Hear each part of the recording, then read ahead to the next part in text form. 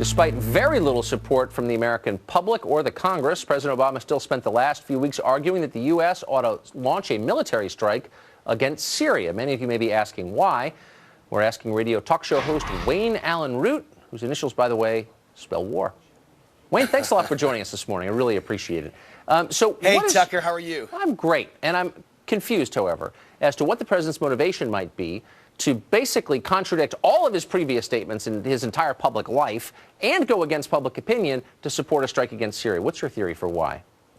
Well, I'll tell you what, I wrote this story for The Blaze. It's one of the most popular stories of the year at their website, and I think because the average person out there thinks the way that I'm thinking. This is a weapon of mass distraction, Obama's WND, weapon of mass distraction, and I think it's because of the economy.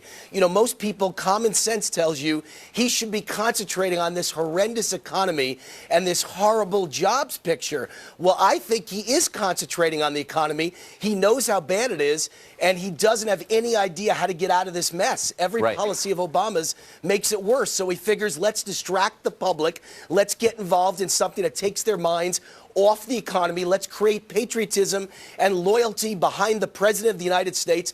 Let's get the troops, meaning the voters, rallying around the President with a war. I think it's the most time-tested and true situation you'll ever find. Presidents throughout history, Tucker, have used war to distract the American people. Well, there's no question that he has a long track record of demagoguery designed to distract. The Violence Against Women Act that they're always talking about, which is a ludicrous piece of pointless legislation, is solely designed to whip people into a frenzy of fear and distract attention from his failings on the economy. But Syria, he wound up hurting himself, didn't he, by his indecision and fecklessness?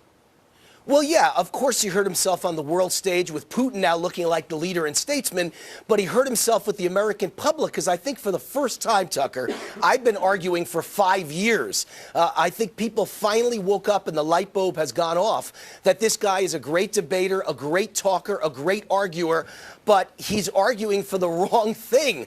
And he's convinced, he's a con man. He's convinced the American people, in this case, or he's tried to, that war is necessary. And I think him and his inner circle are in shock that the American people have not bit. Not only, as we open this segment, you mentioned the American people are very much against Syria, but the latest poll was out this morning.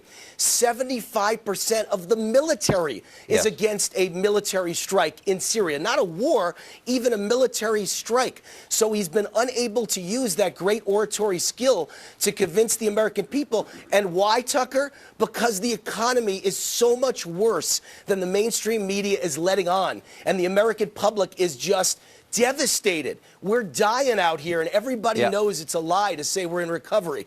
There is no recovery, especially not for Obama's most loyal supporters. Black Americans, Latino Americans, single female head of households. Terrible. Whatever his motive, he certainly misread public opinion. Wayne Allyn Root,